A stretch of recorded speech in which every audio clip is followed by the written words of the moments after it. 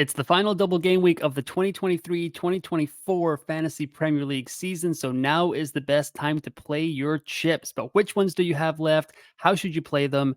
Let's find out.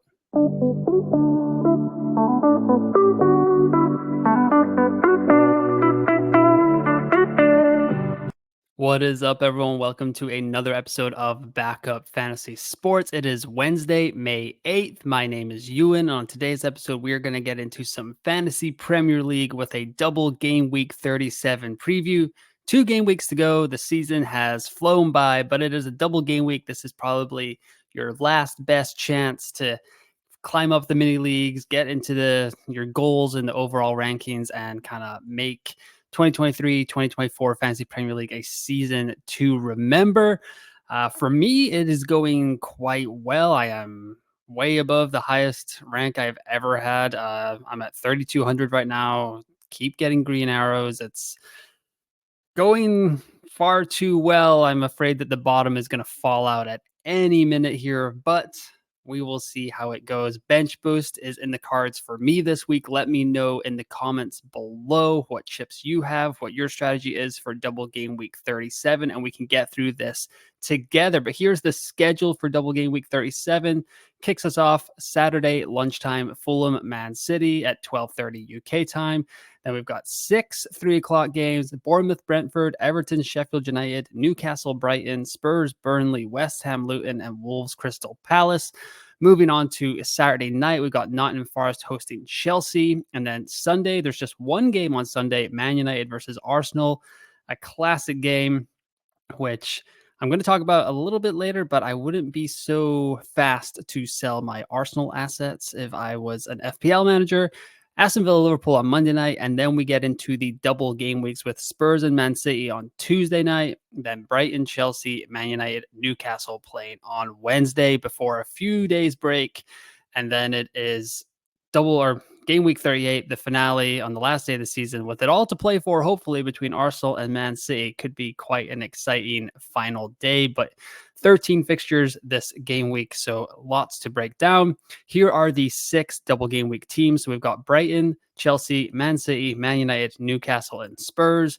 Brighton have Newcastle away, then Chelsea at home. Chelsea have Nottingham Forest and Brighton on the road. Man City has Fulham and Tottenham on the road. Man United has Arsenal and Newcastle at home. Newcastle has Brighton at home, then Man United away. And then Spurs has Burnley and Man City at home. Whew. So it's going to be lots of FPL action Saturday, Sunday, Monday, Tuesday, Wednesday, 5 days before the last game week of the season. Let me know where you are in the world, where you are in your mini leagues, how many points you need to make up. Let's talk it out in the comments below while you like and subscribe to the channel. Would really appreciate any support as the last couple of game weeks kind of wind down here for the 2023-2024 Fantasy Premier League season. Fixture ticker here for the remaining 2 game weeks. We've got Tottenham, Chelsea, Newcastle, Man City, and Brighton up there. All have double game week this week. And then the worst teams are Fulham, Wolves, West Ham, Everton, and Liverpool. Liverpool have Aston Villa and Wolves in the last 2 games. I'm not sure if that's all that bad, actually, as Liverpool looked back in form in their 4-2 win over Tottenham. But it's going to be kind of tricky with the double game week assets. We're not going to be bringing in Liverpool assets this week for a tough game at Villa Park, so might need to wait on a game week 38 punt for some Reds assets in Jurgen Klopp's final game. Tottenham, Chelsea, Newcastle, Man City, Brighton in the top 5. Like I said, I'm not entirely convinced that we need any Brighton assets. I know João Pedro is probably getting some love as a double game week forward, but there's also plenty of options up there as well. Newcastle, Chelsea, not the worst couple of fixtures, but yeah, maybe not for me. And Brighton, Man City, we know that we'll probably want to triple up on them. We can triple up on Chelsea, Spurs. I'm not sure, but we're going to get into it here as I go through the rotoballer.com rankings and kind of list the top 5 players at each position for double game week 37. And then at the end, I will have 6 differentials who are in less than 5% of FPL teams. So jump around in the timestamps below if you don't have all day to listen to the episode. So over On the goalkeeper side here, we've got FPL points for the last 6, clean sheet percentage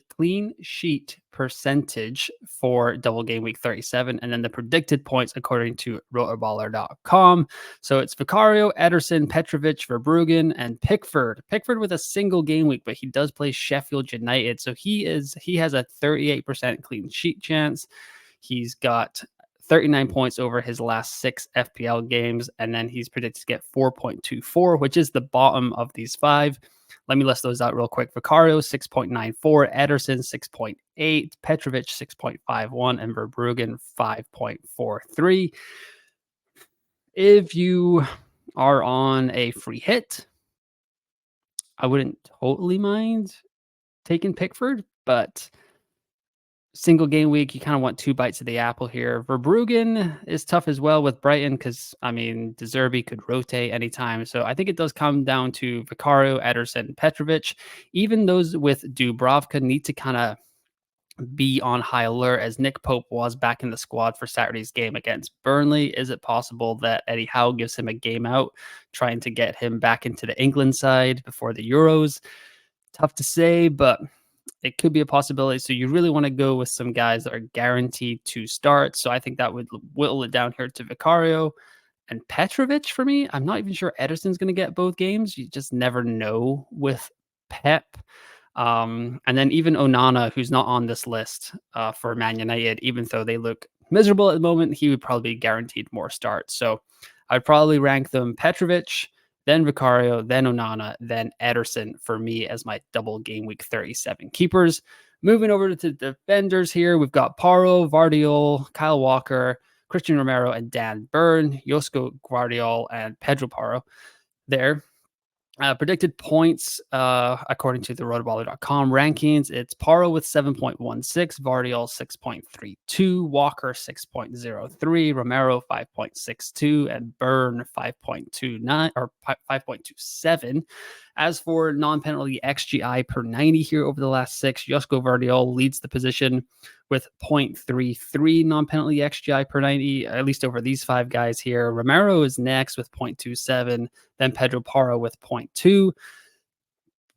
If you have gone with Kyle Walker on a recent wild card, or you just kind of picked him, I nearly picked him last week. In last week's video, I was saying, I'm going to roll the transfer, like it should be fine. And then the Bruno Fernandes news came along and I ended up taking a hit. So yeah, that was kind of interesting there. And I did bring in Josko Vardiol for me over Connor I brought him in for Connor Bradley. And then I moved Garnacho up to Phil Foden, I believe. So it worked out. But yeah, if you went with Kyle Walker, you're just kind of going to have to sleep in the bed you made, unfortunately. I wouldn't do a sideways transfer just because attacking returns are pretty random. Those Man City clean sheets should still come through over the next couple of game weeks here. Vardiol is by far the more attacking and kind of attractive option in FPL, but yeah, I wouldn't waste a precious free transfer on going from Walker to Vardiol. As for Paro, Spurs super leaky at the back. Don't really trust them for clean sheets at all, but Paro is always good for an attacking return. He kind of seems to be on set pieces and corners, especially with James Maddison kind of in and out of the side. So if you have him as well, wouldn't be transferring him out. Would I bring Paro in? I'm not sure. I don't have the money to bring in Pedro Paro this week, which is not the worst thing in the world. I'm maybe looking at like Van de Ven for Spurs for me, just as a cheap kind of hopefully get me 4 points and get out of Dodge kind of deal for my bench boost in double game week 37.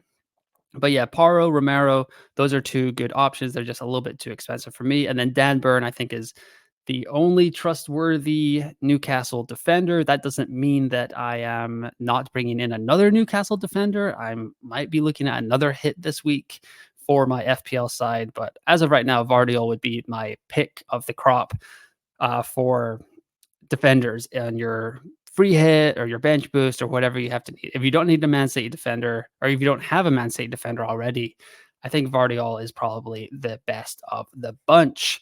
Midfielders here, Son, Palmer, KDB, Foden, and Richarlison. Quite a chalky list, although Richarlison is owned in less than 7% of FPL sides, I believe.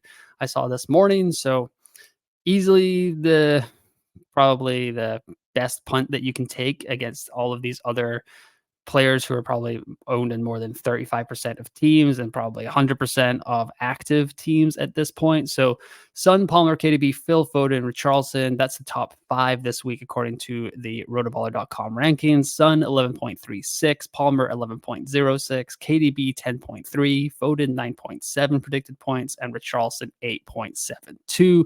Over the last 6 game weeks, Cole Palmer has 67 FPL points. Phil Foden has 61. KDB has 45. Son has 24. And Richarlison has 15, but he's been out with injury. Non-penalty XGI, Palmer leads the way here with 0.96. And then Foden and KDB both in the 0.7 range. Richarlison 0.62, but Son all the way down there at 0.27.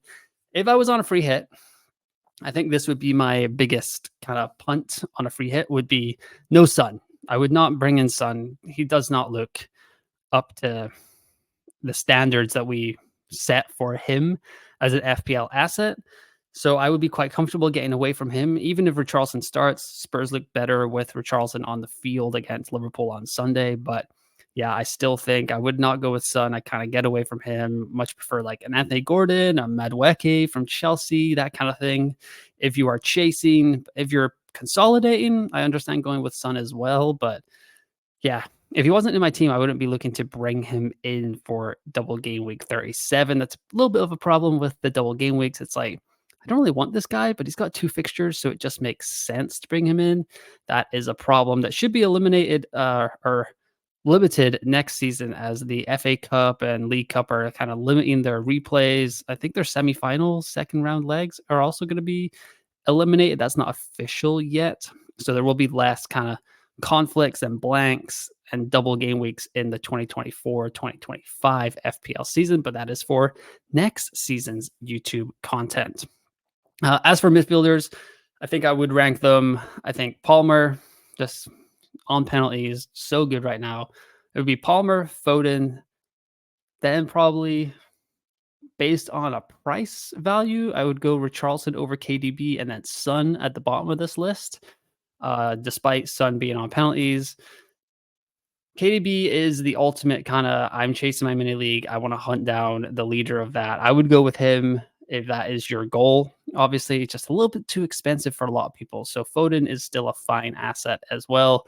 But yeah, Palmer, Foden, probably the 2 you want the most. And then if you're consolidating, I think I would put Son third. But if you're chasing, it would be KDB, Richarlison. And if you're consolidating, it would be Foden and or Son and Palmer probably. So Foden's kind of right in the middle there as a FPL asset. Moving over to the forwards here, we've got Erling Haaland, Alexander Isak, Nicholas Jackson, João Pedro, and Rasmus Højlund is the top 5 on the rotoballer.com rankings here. Haaland, Isak, and Jackson have been banging form over the last 6 games. Haaland has 48 points, Isak has 44, and Jackson has 42. Haaland scored 21 of those against Wolves on Saturday with his 4-goal quattro hat trick. I'm not even sure what we call that in football, to be honest. But yeah, 4-goal game. He's predicted to score 12.6 points this weekend. Isak 9.69 and Jackson 8.41. João Pedro is expected to score 8 and Rasmus Højlund 7.58 as well. But I think those top 3 are the clear 3 you want to have even if you're chasing a little bit. I mean, Jackson and Isak. Isak is pretty well owned right now up at the top of these rankings here. Jackson's going to be very popular as well. But yeah, Haaland, Isak, Jackson, you're probably not going to go wrong there. Not going to lose rank with having those guys. So I would definitely have those 3 in there. If you are chasing, João Pedro would probably be the next guy up. I think I would stay away from Rasmus Højlund. For what it's worth, Alexander Isak does lead these forwards in non-penalty XGI per 90 with 0.86, despite being on penalties and missing a penalty on Saturday against Burnley.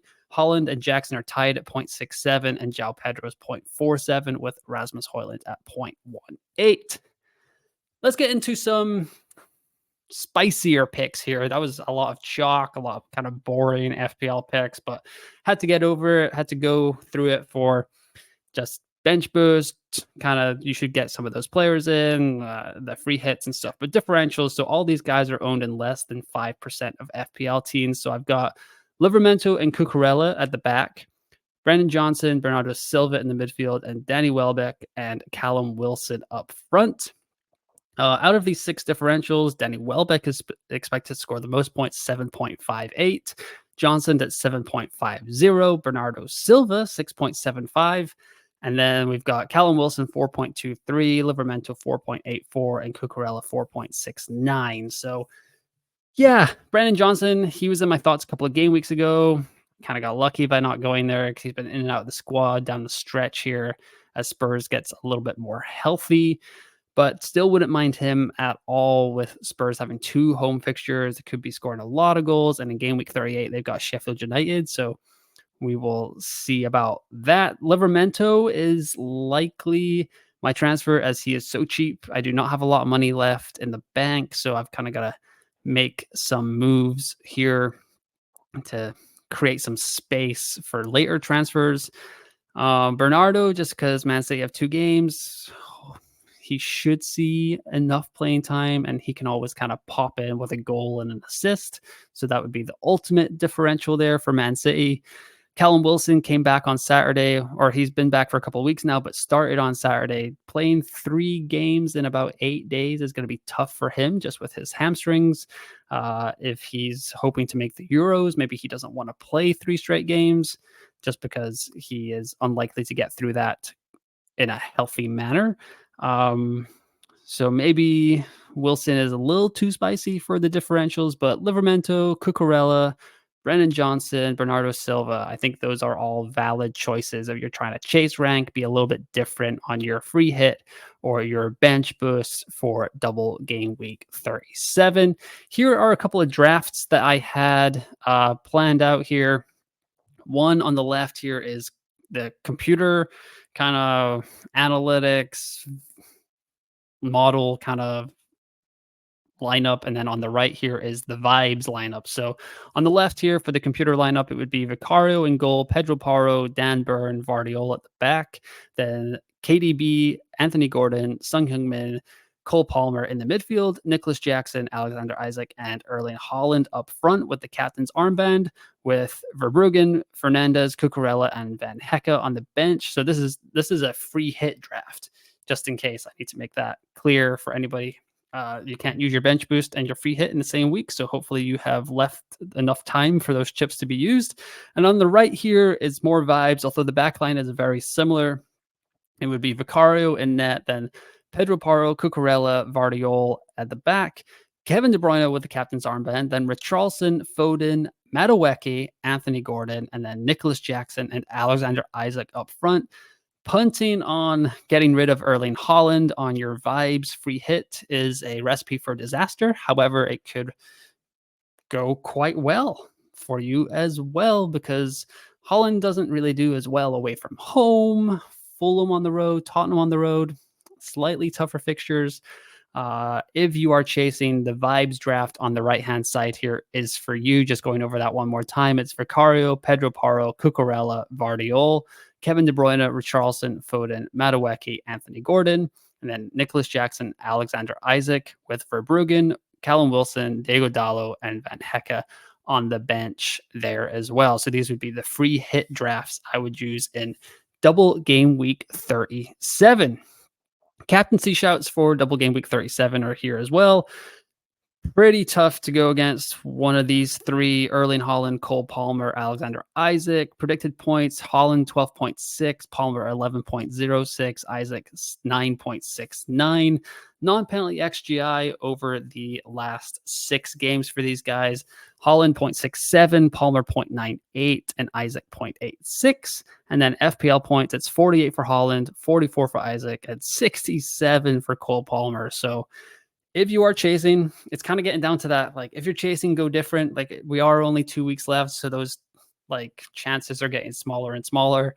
Usually, this is around the time where you should be taking the chances of all you care about your mini league, or all you care about is getting into the top 100K, 50K, 10K, top 1 million, whatever you want to do.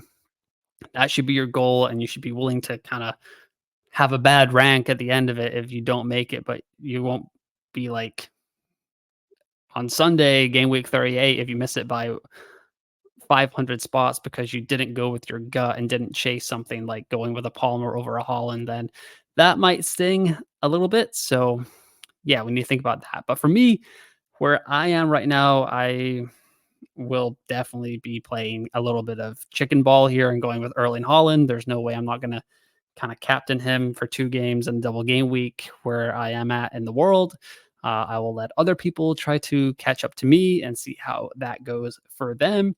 But definitely Palmer would be second on the list, then Isaac would be third, just because I think Isaac's going to stay on penalties despite him missing that one on Saturday against Burnley. He came back and scored a goal pretty quickly right after it. So I don't think that really shook him too much. But Holland on a double game week just makes too much sense for us in FPL this week. For my team, double game week 37 thoughts. Might be in line for another hit here. I got to get rid of Van Hecke. Sounds like he's not going to play at all. So even a hit for him is pretty much getting my points back. So Van Hecke to Livramento is likely in the cards for me because those are both like 4.0. I think Livramento is 4.0 or 4.2. So I've got 0.8 in the bank here. I'm probably going to keep both of my Arsenal assets just with how Man United looked on Monday night against Crystal Palace. So Gabriel could be in with a clean sheet, and I wouldn't really mind if Bukayo Saka banged in a couple of goals as a differential. So I'm kind of in line to use 2 transfers on my 2 defenders here, 8 Nuri, although he does have Crystal Palace, so that's not bad either. And Van Hecke, yeah, so it might be Van de Ven for Van Hecke and Livramento for 8 Nuri, possibly save me a little bit of money here, give me about 1.3, 1.4 in cash for the final transfer of the season. The big thing would be if Bruno Fernandes is ruled out for double game week 37, I would probably go down to like an Anthony Gordon for Bruno and then take a hit for Van Hecke to move up to, I mean, I could probably get up to a Pedro Porro there. So that would be kind of interesting as well because they have Sheffield United in game week 38. So if Bruno gets ruled out for game week 37 as well, it will probably be Bruno to Anthony Gordon, Van Hecke to Porro would be my moves there, leaving me with possibly enough cash to maybe get up to Mohamed Salah for the final game week in FPL, but I'd have to kind of work that out. I wouldn't really mind having Saka and 8 Nuri on my bench. I'd love the bench boost to kind of have 15 doublers, but it does not seem like the FPL universe wants it to be that way. So I'm not going to force it. I'm not going to take a -8 or anything, but with the Van Hecke injury there, like taking a hit doesn't really matter because he's going to get me a big fat 0 no matter what. So anything over 4 points, if I get 5 points or more, that's a net positive for me. And then I'll use the free transfer on either 8 Nuri or Bruno Fernandes, just depending on the Bruno news from Eric Ten Hag before the game week starts. But let me know what your transfer conundrums are in the comments below as you like and subscribe to the channel. That would be greatly appreciated by me down the stretch. Let me know if you've been watching for a while. Hopefully the format has been good. It's been super fun doing FPL content for the entire season. It has been a little bit of a slog. I do understand the full-time content creators that do this. I just do a video once a week. So yeah, they do daily videos. So that's kind of a lot, but hopefully I brought something to your FPL brain over the last 37 game weeks. We still got 1 game week to go, so it's not over yet, obviously, but just kind of taking some time to breathe in and breathe out as the season winds down. I'm not sure if I'm going to do anything for the Euros 2024. That would be a little bit tough, but there will be some written stuff going on rotoballer.com. So make sure to check out that website if you would like to keep up with the Euros. But like I said, hit me up on X at UNFPL. Comment below. 5 stars on the podcast side if you're listening there would be greatly appreciated as well. Let me know your FPL conundrums. And yeah, we will talk it out over the next few days before double game week 37 starts. But yeah, good luck this game week. And once again, thanks for listening. Thanks for watching. And I will talk to you next time.